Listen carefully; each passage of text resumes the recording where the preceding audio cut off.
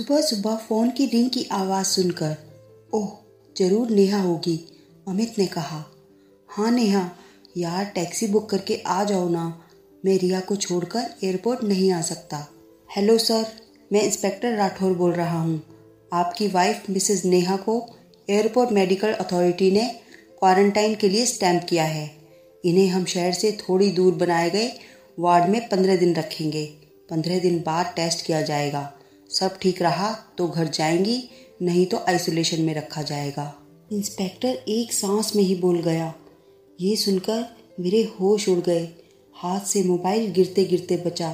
Sir, क्या मैं 1 minute अपनी पत्नी से बात कर सकता हूँ? यस श्योर, इंस्पेक्टर ने कहा। हेलो नेहा, तुम चिंता मत करना, सब ठीक हो जाएगा। मैं रिया को तुम्हारी माँ के पास छोड़कर आता हूँ। नहीं अमित, तुम्हें अभी मुझसे मिलने की परमिशन नहीं मिलेगी। तुम रिया के पास रहो, मैं वार्ड पहुंचकर तुमसे बात करती हूँ। अभी मुझे कुछ समझ नहीं आ रहा, नेहा ने रोते हुए कहा। ये क्या हो गया, मैं कैसे संभालूंगा? इधर 5 साल की छोटी बेटी, उधर पत्नी जो इस समय जिस अवस्था में है उसकी कल्पना भी आत्मा को झंझोड़ कर रखने वाली है। मेरी पत्नी नेहा जो एक मल्टीनेशनल कंपनी की मार्केटिंग हेड है, अक्सर अपनी कंपनी के काम से विदेश यात्रा करती है। आज करीब 20 दिनों के बाद लंदन से वापस घर आ रही थी।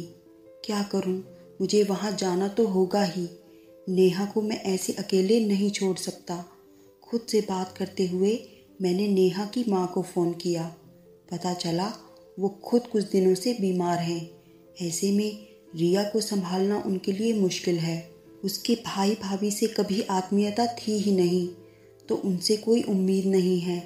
सिर पकड़कर वहीं बैठ गया। मेरी रिया, वो तो मेरे साथ रहने की इतनी आदी है और किसी के पास रहना उसके लिए वैसे भी मुश्किल है। ऐसे में किसी अपने के पास ही रिया को छोड़ सकता हूँ। माँ या भाभी को फ़ोन करूँ? किस मुँह से उनसे सहयोग के लिए कहूँ, जब खुद मैंने और नेहा ने उन लोगों से सारे रिश्ते तोड़ दिए थे। रिया 5 साल की हो गई। उसने शायद एक बार अपनी दादी की शक्ल देखी होगी, और आज मैं मुसीबत में हूँ तो दादी को उनका फर्ज याद दिलाऊं। मानव की प्रवृत्ति है, अपने द्वारा बनाए गए झूठ, स्वार्थ, अभिमान के खूबसूरत जाल में ऐश करता है। जब परेशानी उसके दरवाजे पर आती है तो वो अतीत में झांकता है। आखिर उससे ऐसा क्या गुनाह हुआ जो इस मुसीबत में पड़ा? आज मैं कैसी विकट परिस्थिति में हूँ। कोरोना बीमारी अभी तक मेरे लिए महज एक खबर थी और आज मेरे साथ है। रिया सो रही थी। मैं भी उसके पास जाकर लेट गया। अतीत के पन्ने आंखों के सामने एक एक करके खुल रहे थे। उच्च वर्गीय आधुनिक विचार की लड़की नेहा से मैंने प्रेम विवाह किया था। मेरी मध्यम वर्गीय परिवार में उसकी तालमेल कभी नहीं बनी। भाभी और माँ को हे दृष्टि से देखती थी वो, और ठीक इसके विपरीत वो दोनों नेहा को पलकों पर बिठाकर रखते थे। नेहा की माँ चाहती थी हम दोनों परिवार से अलग हो जाएं। उन्होंने द्वारिका में 3 BHK का एक बड़ा फ्लैट नेहा के नाम से ले लिया। पिताजी के गुजरने के बाद भैया ने मुझे पढ़ाया लिखाया। MTech करने के लिए मुझे बाहर जाने का मौका मिला, लेकिन पैसे की कमी के कारण मैंने घर में बताया नहीं। न जाने भैया को कैसे पता चल गया। उन्होंने भाभी के सारे जेवर गिरवी रखकर मुझे विदेश भेज दिया। वहीं पहली बार नेहा से मिला था। भाभी भी बहुत अमीर घराने की उच्च शिक्षित बेटी हैं, पर उनका रहन सहन सादा था। अमीरी के चोचले से दूर रहती थी। पैसे रुपये से ज़्यादा उनके लिए रिश्तों की अहमियत थी। उनके दिल में सबके लिए प्रेम है, इस कारण वो सबकी चहेती हैं। रिश्तेदार, पास पड़ोस सभी भाभी की तारीफ करते न थकते। ये सब देख नेहा ईर्ष्या से भर जाती। उस दिन भी भाभी ने बड़प्पन दिखाया। घर छोड़ते समय नेहा ने उनका कितना अपमान किया था। उनको भला बुरा कहा, लेकिन वो चुप थी। आंखों से गंगा जमुना की धार बह रही थी। चुपचाप खड़ी नेहा की बकवास सुन रही थी। शायद नेहा से ज़्यादा उन्हें मुझसे तकलीफ हुई थी। वो पराई थी, मैं तो उनके लिए उनके अपने बच्चों से बढ़कर था। उस समय मेरी चुप्पी सिर्फ भाभी को ही नहीं, पूरे घर को खली थी। मेरी चुप्पी नेहा के गलत व्यवहार को सही ठहरा गई थी।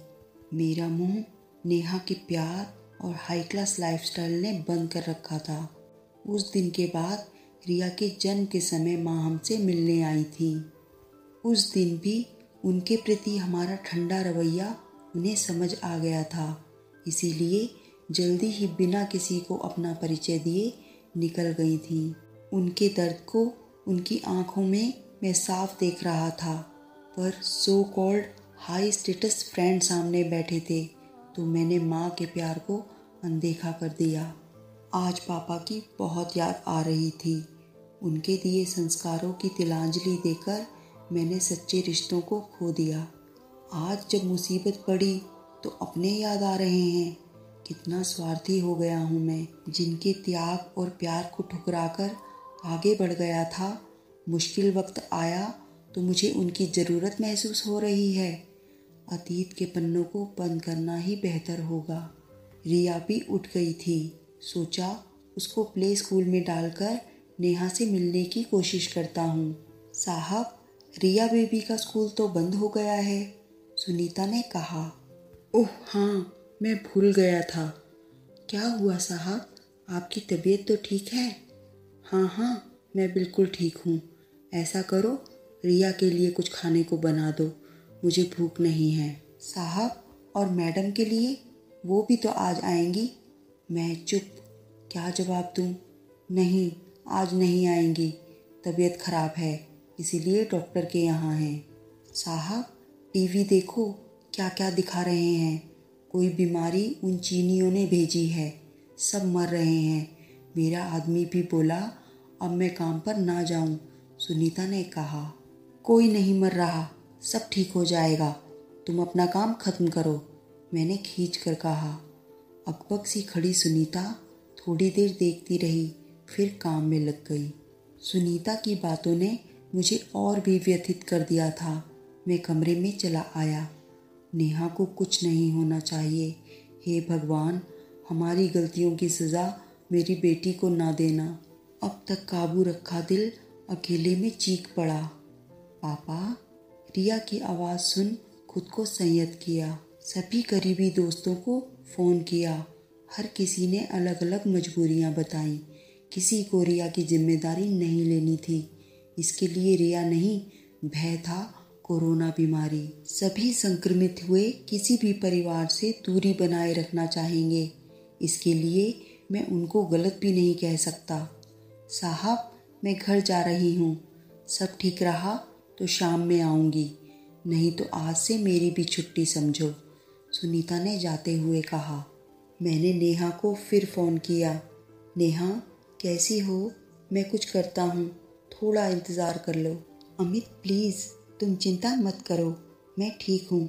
मैं अभी इन्फेक्शन के फर्स्ट स्टेज पर हूँ। डॉक्टर ने कहा है कुछ दिन मैं यहाँ रहूँ तो पूरी तरह ठीक हो जाऊँगी। नेहा की आवाज़ से लग रहा था वो अब शांत है। मैं तुम्हें इस हालात में कैसे अकेले छोड़ सकता हूँ? मैं बेसब्र था। अमित, प्लीज़ समझने की कोशिश करो, यहाँ किसी से भी मिलने की परमिशन नहीं है। मेरे पास फ़ोन, लैपटॉप, इंटरनेट सब है। मैं अपना काम करती रहूँगी और तुम दोनों से वीडियो चैट भी, नेहा ने हंसते हुए कहा। मैं जानता था उसकी हंसी सिर्फ मुझे तसल्ली देने के लिए है। दिन बहुत भारी था, किसी तरह बीता। रात तो वक्त की पाबंद होती है। अगले दिन सूरज की रोशनी के साथ नया दिन, परेशानी वही की वही। सुबह सुबह नेहा ने वीडियो कॉल किया। रिया बहुत खुश हुई। नेहा देखने में स्वस्थ लग रही थी। बीमारी के ज़्यादा कुछ लक्षण नहीं थे। हल्की खांसी थी, बुखार अब नहीं था। अमित, क्या मुझे मम्मी जी का नंबर दोगे? नेहा ने कहा। मम्मी? मेरी मम्मी का नंबर? मैंने चौंक कर कहा। नेहा की आंखों में आंसू थे। मेरी तरह शायद वो भी अतीत में की गई अपनी गलतियों के पश्चाताप से जूझ रही थी। नेहा, नंबर तो है, हिम्मत नहीं है, मैंने कहा। शाम के 4 बज रहे थे। रिया खेलने में व्यस्त थी। लैपटॉप लेकर मैं भी वहीं बैठ गया। तभी डोरबेल बजी। माँ, भाई और भाभी सामने खड़े थे। मैं हैरान सा खड़ा था। अमित, नेहा कैसी है बेटा? कुछ खबर मिली? आज टीवी पर देखा उसे तो पता चला, माँ ने कहा। हाँ माँ, वो ठीक है। आप लोग बाहर क्यों खड़े हैं? अंदर आइए, मैंने सामने से हटते हुए कहा। भैया, इतनी परेशानी अकेले सह रहे हो? एक बार फ़ोन तो कर दिया होता। क्या इतने पराये हो गए हम? भाभी ने रिया को गोद में उठाते हुए उल्हाना दिया। नहीं भाभी, ऐसी बात नहीं। मैं खुद की नज़रों में बहुत छोटा महसूस कर रहा था। भाभी ने आते ही घर की सफाई के साथ साथ बढ़िया खाना भी तैयार कर दिया। नेहा का वीडियो कॉल आया। भाभी की गोद में रिया को देख नेहा फूट फूट कर रोने लगी। माँ, भाभी, भैया, प्लीज़ मुझे माफ़ कर दीजिए। 2 दिनों के अकेलेपन की सज़ा ने मुझे मेरी गलतियों का एहसास करा दिया है। अब ज़्यादा कुछ सोचो नहीं। हम सब उस दिन से तुम्हारे हैं जिस दिन तुमने अमित का हाथ थामा था। गलतियाँ सभी करते हैं। अपनी गलती से सबक लेकर आगे बढ़ना ही ज़िंदगी है, भाभी ने कहा। बेटी, रोना नहीं। रिया और अमित की फिक्र बिल्कुल मत करो। खुश रहो। मुश्किल वक्त है, निकल जाएगा। जल्दी से ठीक होकर घर आओ। तब तक मैं यहीं रहूँगी, माँ ने बड़ी आत्मीयता से कहा। मम्मी जी, भाभी, भैया, मेरी एक विश है, नेहा ने कहा। हाँ बोलो, बताओ हमें क्या चाहिए, भैया ने कहा। भैया, जब मैं घर आऊँ तो क्या आप मुझे मेरा परिवार वापस देंगे? नेहा ने हाथ जोड़कर कहा। नेहा बेटा, तुम्हारा परिवार तुमसे कभी दूर नहीं गया था। जो हुआ उसे भूल जाओ और आगे बढ़ो। स्वास्थ्य पर ध्यान दो। घर आओ, हम सब बेसब्री से तुम्हारा इंतज़ार कर रहे हैं, भैया ने कहा। कभी कभी बुरा वक्त भी अपने पीछे तमाम खुशियाँ लेकर आता है।